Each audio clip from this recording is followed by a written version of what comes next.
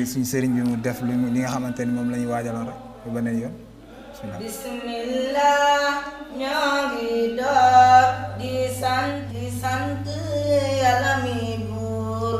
bismillah ci borom te xam ni moom mooy buur. bismillah ñoo ngi door di sant Yàlla mi buur.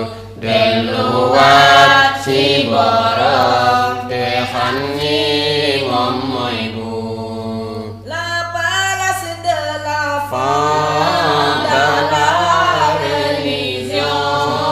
La place de l'enfant dans la religion.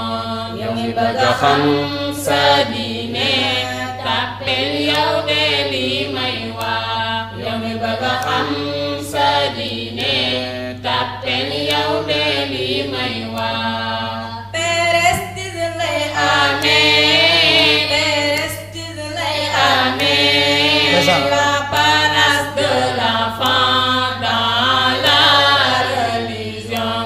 yow mi bëgg a xam sa diine tappel yow de li may wax. yow mi bëgg a xam sa diine tappel yow de li may wax. émission mag ñi la émission ndaw ñi la place de l'enfant dans la religion.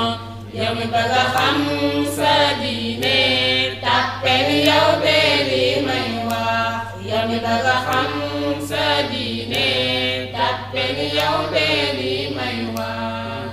Abdou Fall lañu invité ngir mu teewal Anwar comme gaay yi tapelet ngir ñu bégal fan si mi ngi noonu am na solo mi ngi noonu. tappel yow de li may wax yow mi bëgg a xam sa diine tappel yow de li may wax. am na solo. bëgg a xam sa diine tappel yow de li may wax yow mi bëgg a xam sa diine tappel yow de li may wax.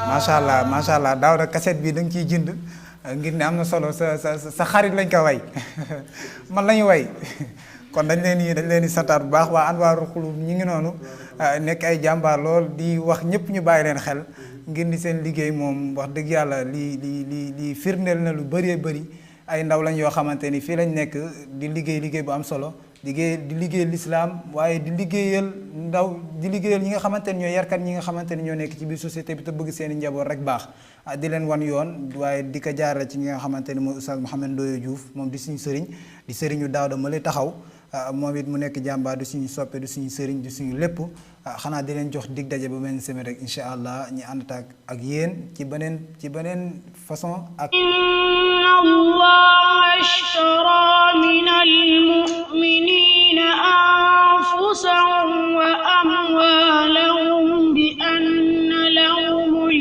jannah yuqatiluna